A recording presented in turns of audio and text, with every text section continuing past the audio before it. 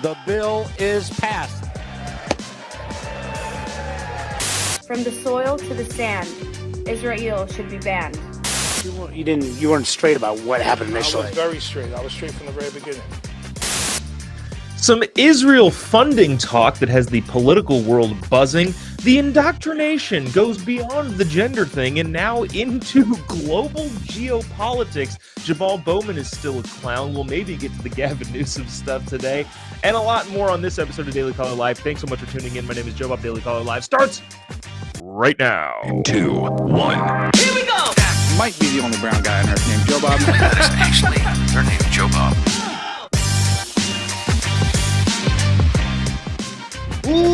Live from the even dingier bunker than the dingy bunker than we have been doing. Changing it up today. Part of the reason why we're super late today. But in the dingiest of dingy bunkers today, talking about a bunch of stuff going on that I thought was fascinating.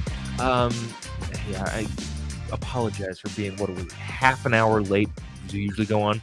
But I blame alternative things happening outside of my control. But fascinating thing to get into right off the top, Israel aid. So now the foreign war aid has been a topic of conversation for a while now, especially amongst Republicans, especially in the House. You've got that whole no more money for Ukraine faction, which is I sympathize more with. Then you've got the we must fund Ukraine, and now Israel's happening, and the same people kind of are making some of the same gestures. But regardless, there's a debate amongst conservatives and Republicans in both chambers, but also throughout the media, on what we should actually do in terms of aid to Ukraine. We already give them, $3 billion a year.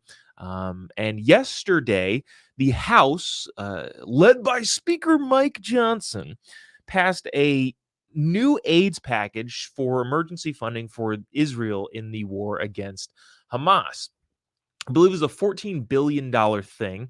And yeah, I'll just play you the small clip from that passing of that bill on the House floor. Watch this. On this vote, the yeas are 226, the nays are 196. The bill is passed. Without objection, a motion to reconsider is laid on the table. Interesting. That's. I kind of wanted to play that just because you could hear the cheers. So most people, I think, are in with that. A bunch of Democrats voted no against it. 12 Democrats sided with Republicans. So what was it? 236 to a $14.3 billion funding package to Israel. Now, here's where this gets interesting. That'll then go to the Senate, which obviously if it passes through the Senate, and I think it likely will, it'll go to the desk of President Joe Biden. Here's the problem. Joe Biden has claimed or said that he's going to veto this. I think it goes to the Senate today. Who knows if they're going to backtrack on this, but this is John Kirby yesterday, spokesperson for the White House, talking about whether or not they're going to veto it. Well, okay, let me set it up really quick. A bunch of your swampy characters were trying to combine a lot of different issues into another funding bill. Remember how we always have these big omnibus funding nonsense garbage crap? Is somebody saying did it pass in the Senate already? I've been kind of out of the news, but let me I think this point still holds because we don't know if what Joe Biden is doing. But a lot of people were trying to combine this. They were trying to combine Israel aid with Ukrainian aid with border funding, which are three entirely separate projects, not projects, entirely separate things as in and of themselves that don't need to be entirely combined, and yet they were still trying to combine them so that I don't know, just political purposes. I am opposed to any big omnibus anything. This is obviously not the big omnibus thing, but it's in that same kind of tone, that whole we'll just combine a bunch of stuff and hopefully nobody reads what's in it. I hate all that stuff. We should never do any of that, and we should do everything on a issue to issue basis. The problem with doing something on an issue to issue basis in this particular instance is that John Kirby, speaker for the White House, or spokesperson for the White House, said this when it was before it passed in Congress. Check this out. The president would veto an only Israel bill. I think that we've made that clear. Okay, and so the Congress passed an only Israel bill. So the question is, will then Joe Biden veto this particular bill? Somebody let me know if it's coming in, if it already was a vote in the Senate. There was a comment there that said it already passed, and I was talking about the Senate. I don't know if that comment was like delayed a little bit, but I'm just scanning through things here. This little studio makes things so much easier than the other big, I guess, television studio. So. Let's see. But that being said, yeah, because it's not a one for all thing, Joe Biden is wanting to veto it, which I think would be a pretty bad political move. Mike asks, can't they just override his veto? If they have the votes, what is it? 2/3 of the votes? I don't think they would, which, is what it is. But let's see. Holy cow. This is what's fascinating to me in the comment section. There are some people having just alternative arguments. There's an argument going on that I'm like partially scanning as we're looking at this about Trump's fraudulent New York case, which is just the biggest load of BS that I've ever seen. But whatever, I guess. Hopefully the United States will wake up to the fact that I don't know, political prosecution is a thing. But anyways, you guys are so funny. All that being said is it remains to be seen again. I think, at least to my knowledge, as of right now, at the last, I don't know, hour or so, Joe Biden still is holding to the fact that he's going to veto that because it doesn't also have Ukrainian money in there, and also border money, I guess, because those are related somehow, some way. But staying on the Israel topic just for briefly too, and I know that this is it's fascinating to see kind of the same trajectory that has been mainstream reporting that we saw in Ukraine, right? In the first couple days, week even, of the Russian invasion to Ukraine, the entire newscast was just Ukraine. Nobody cared about anything else. It was just Ukraine.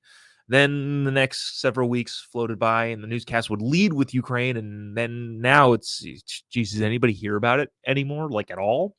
And I think the news cycle is kind of doing a similar thing here with Israel. But so again, not to belabor on the point, but I did want to show this video. This is a video of what appears to be a teacher in Canada, a pro-Hamas teacher in Canada. Now, does she say she's pro-Hamas? I'm sorry. I don't want to assume this teacher's gender. That would be bigoted of me, and I don't want to hurt anybody's feelings. But this particular teacher, who may or may not be a woman, who's definitely a woman, read a poem from one of her students, and I'm going to play you the poem. One, I don't believe that the student entirely wrote this poem. I just am skeptical about everything. And two, if the student in fact did write the poem, I think it highlights a bigger problem, that the entirety of the indoctrination in schools is real and it's dangerous. I'm going to play this video, and you can see what you think, and jump to any conclusion that you feel is appropriate on how this student, 13-year-old student, may have gotten such a radical idea in their head. Watch this. I want to read something to you. When did you write this? Right now. It's really nice. Okay. From the river to the sea, Palestine should be free. From our hearts and above, Palestine should be loved. From the sky to space, there should be no struggles Palestinians should face. From the ocean to below, Palestine should be known. From the soil to the sand, Israel should be banned. From the grass to the trees, Palestine should be seen. Wow.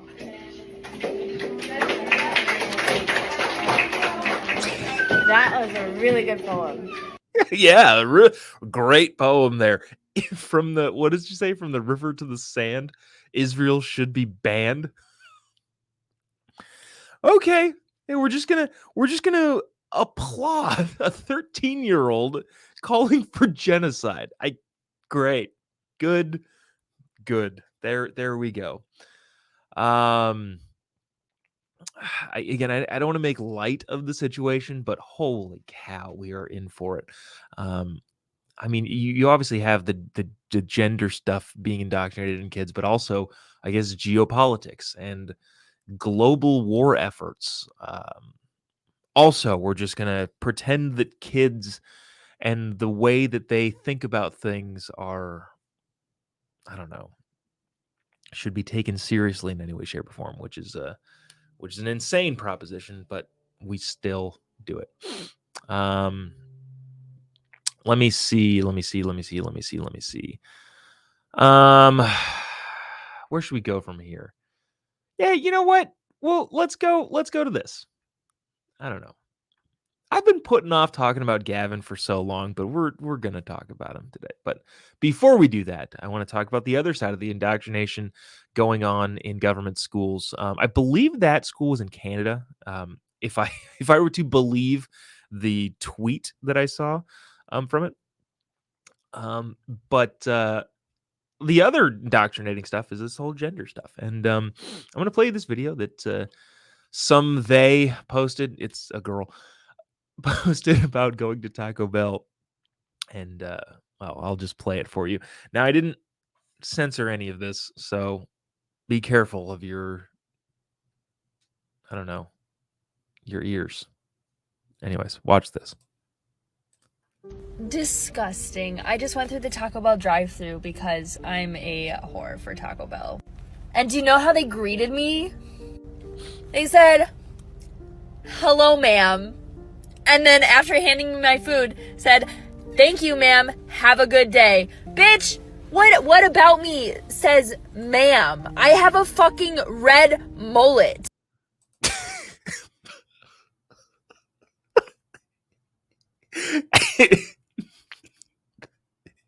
Maybe it's the everything about you. That is, I think, the funniest thing. It's one, assuming that the drive-through person at Taco Bell would know your gender pronouns right off the bat. I don't know if you have them tattooed on your forehead. I didn't see them there. Maybe you've got a t-shirt that you've got on that says "I'm they, them," or he, she, or they, whatever. Zer. But the one on the first hand is the assumption that everyone should know. On the second hand, on the other hand,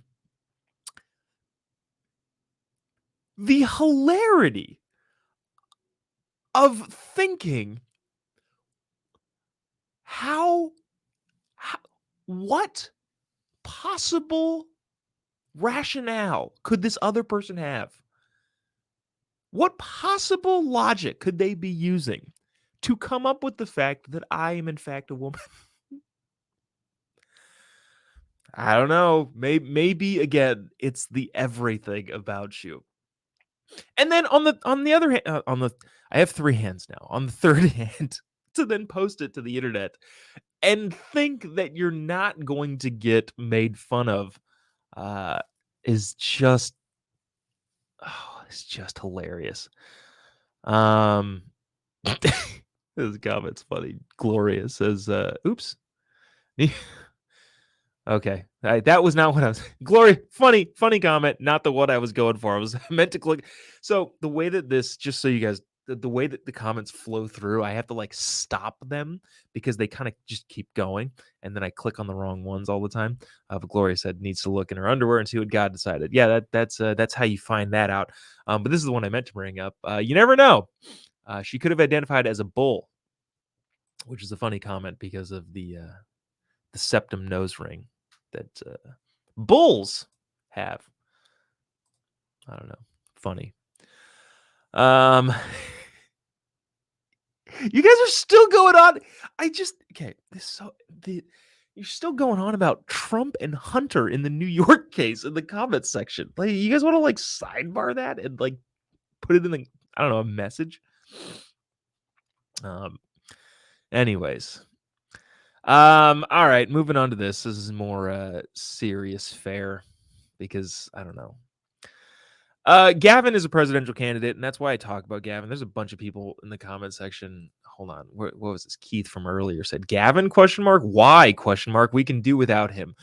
Yeah, no, I agree with you. We can do without Gavin being on the public scene, but unfortunately, he is, and he's running for president, and we should probably take that seriously, considering that he has a good shot at one being the nominee. And unfortunately, if you know Gavin, he's a slick dude, and it isn't out of the realm of possibility that he could weasel his way in and through the presidential election and wind up president of the United States. So that's why we need to talk about Gavin. That's why we need to take him seriously. He did an interview in apparently a hotel room that had no lights because this camera footage looks terrible. But he did an interview in which he's now touting the California COVID policy. Now, I understand that a lot of you don't live in California. I do live in California. And so I got to see firsthand the California COVID response. Now, I would like to, if you want to send me a comment, I would be curious to see what you thought, from an outside perspective, what you thought of the California COVID response. Was it robust and effective, or was it a laughingstock of the country? And I would imagine it is the latter. And yet, the presidential hopeful governor of California, Gavin Newsom, says otherwise. Watch this, and we'll discuss where we need to. Check it out. What do you think was the biggest lesson learned in terms of what we did wrong that maybe you would do differently the next time around? I'm not consumed by what we did wrong. I'm consumed a little bit more by what we did right. I mean, we led the nation in terms of, there's no large state that outperformed California, one of the top performing states in terms of health, wealth, and education. Let me be specific about that. On a per capita basis, the number of people lost their lives in California is substantially lower in places like Texas and Florida. Okay, so we're going to pause there because that is a bold-faced, flat-out freaking lie. According to the numbers from the CDC, in 2021, the percentage of, or the rate of death was 99.9. So it was 100 in California. In Florida, it was 111.7. Now, Florida is a little bit higher, but to say that they did substantially better than the state of Florida is just a flat-out lie. And that's before you factor in 2020. The death rate in Florida in 2020 was 56.4, and the death rate in California was 68.7. In other words, California's death rate was worse, according to the CDC, for COVID in 2020. If you combine those 2 years being the worst years of the pandemic, it's basically a wash. And I didn't do the actual math on it, but I would imagine that Florida would even come out straight ahead. So Gavin's saying, well, California did better than pretty much any other big state, especially Texas and Florida, is just a flat out lie. That is like Gavin saying, I invented the airplane and have been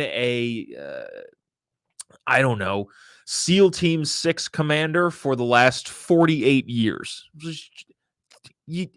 I guess in theory you can say things, but if you say things and assert that they are true, it does not make them true in any way, shape, or form. He continues, and we will continue to fact check the greasy-haired creeked ball from California. Check it out.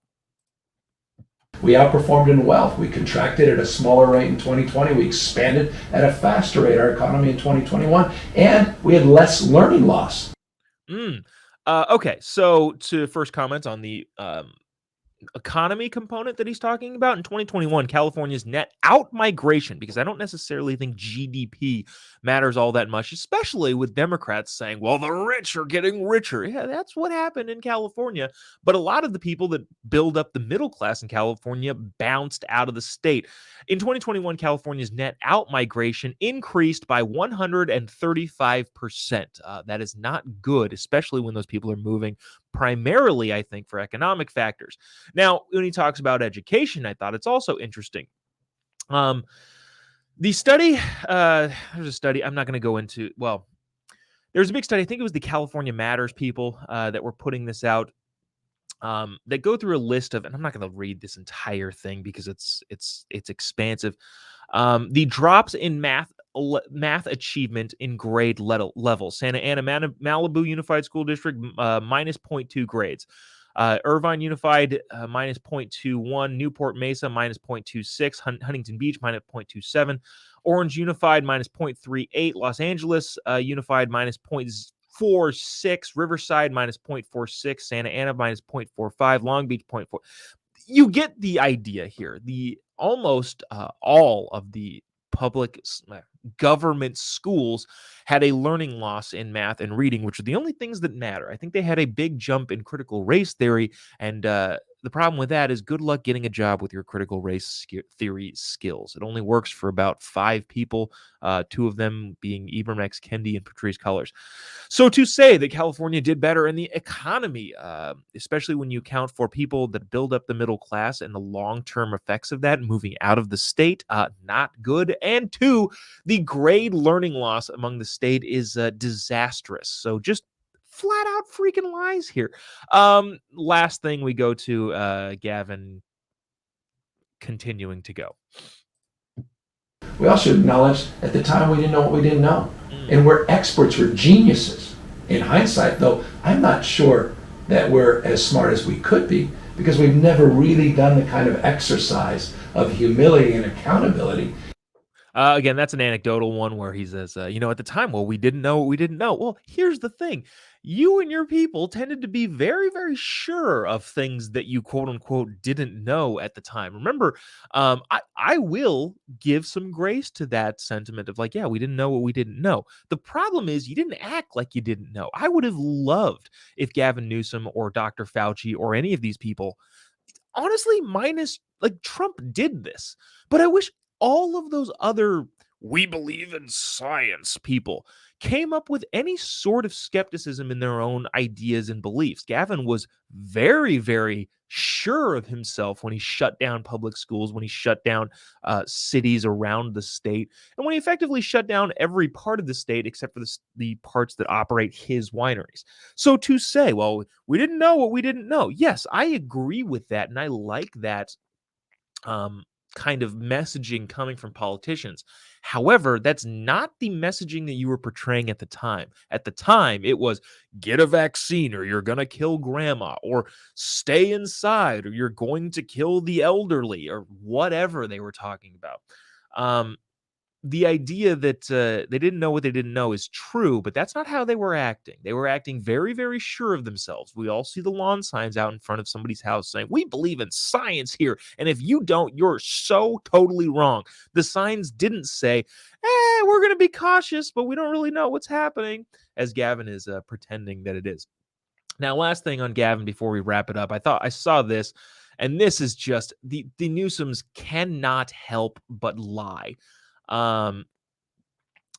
Greg says if he's talking, it's BS. Keith says if Gavin ever told the truth, he'd burst into flames. He might actually burst into flames just spontaneously in general. I think he does that at home in the evenings.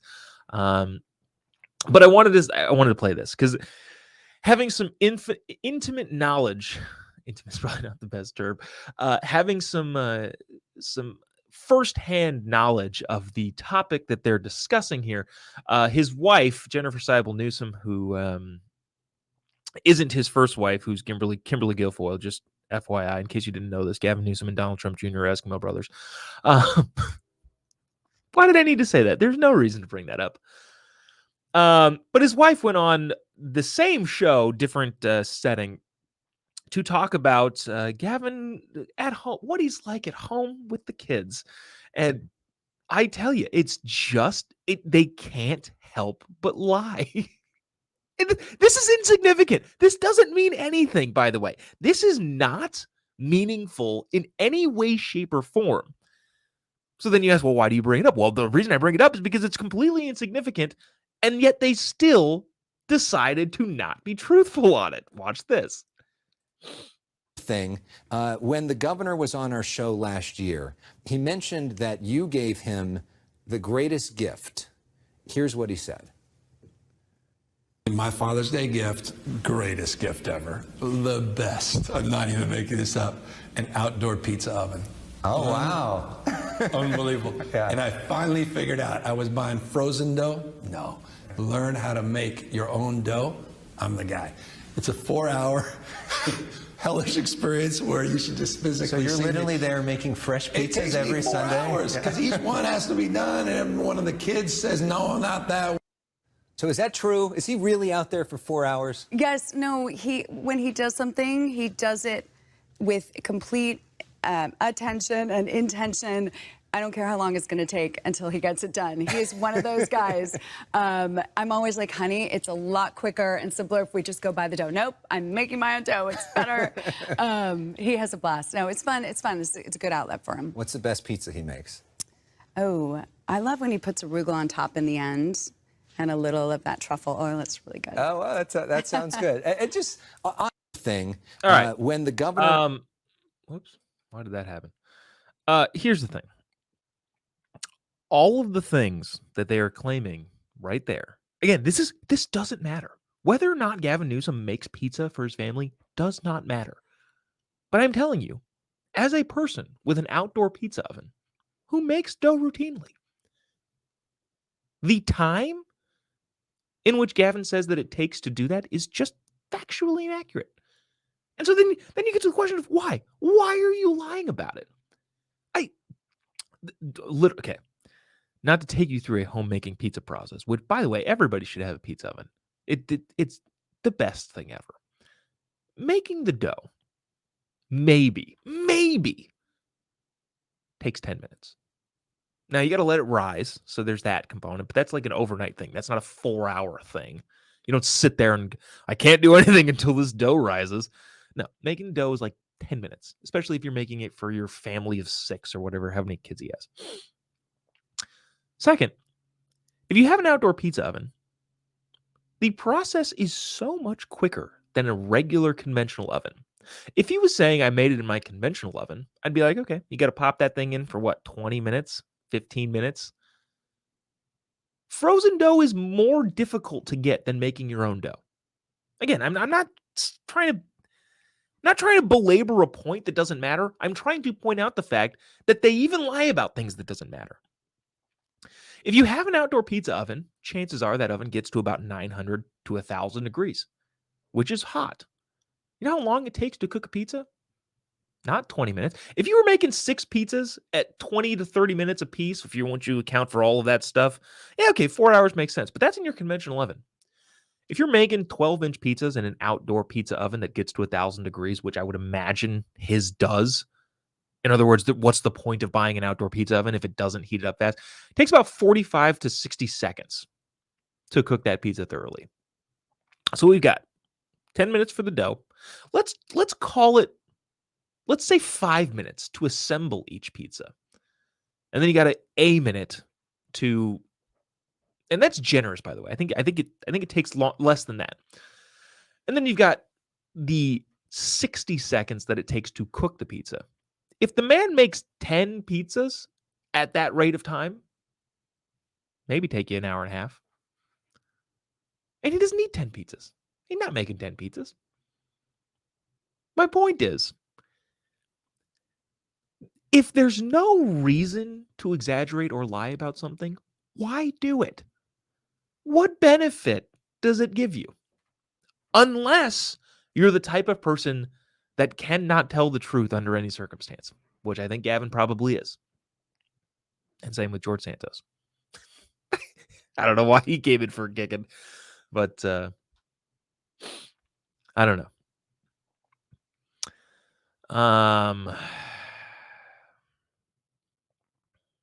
Jeez. Pizza. We do our pizza with the. Oh, interesting. Anne says we do our pizza on the grill with the lid closed. I feel like that takes a lot more. A lot more time. But that's probably delicious. Anyways, to end the week on that note, we'll just go ahead and do that. I realized this computer is so much faster than the computer that we use upstairs in the actual studio. But I don't know. Maybe we'll be down here. We're kind of reconfiguring how we do things here, so we might be down in the dingier of the dingy bunkers for the foreseeable future. So we'll see. But appreciate you sticking around, tuning in. If you haven't already, give me a follow on any of your social media platforms. Just type in JOBOB. You'll find me pretty much anywhere. On Thursday, November 9th, I will be at Charlie Kirk at Turning Point USA's event at UCLA. On November 13th, I will be in Amarillo, Texas, giving a speech. I think it's the 13th. Maybe it's not. Maybe it's the 15th. No, it is the 15th. Oh, I've been saying the wrong date the entire time. Next Wednesday, the 15th, I will be in No, not next. Oh my gosh, the 15th. Don't listen to me. I'll be in Amarillo, Texas. If you live in that area and you want to come see me, fine. Message me. And then the comedy shows are in Idaho. Sorry, Twin. I don't even know why I'm announcing this. Is terrible. This is as bad as it gets. I can't remember where the thing's going. It's been a morning. I'll be in Twin Falls November 17th, which is a Friday, and then I'll be in Blackfoot, Idaho on November 18th, which is a Saturday. If you live in any of those areas, we're going to try this. If you live in any of those areas, find me on the internet, either on Facebook, Twitter, or Instagram, probably. Shoot me a message. I'll give you 2 free tickets because I'm just curious to see if anybody in that area. I know the reach on this show gets bigger as the day goes on, but I'm just curious. If you make it to the end of the show and you live in either the Twin Falls, Idaho area or the Blackfoot, Idaho's area, which is Pocatello and Idaho Falls, kind of in between those areas, shoot me a message. I'll send you 2 free tickets. Just because I'm curious to test the waters out to see if mentioning this stuff even matters at the end of the show, or I should just hop off and stop stealing airtime. So, yeah, if you live in those areas, would love to see you. But that'll do it for us today. Appreciate you sticking around, tuning in. We'll see you Monday, not tomorrow. Tomorrow's Saturday. Have a great weekend. Enjoy some fun in the sun, unless there's no more sun where you live, which is most of the country. But we'll see you on Monday. Same time, same place. God bless America.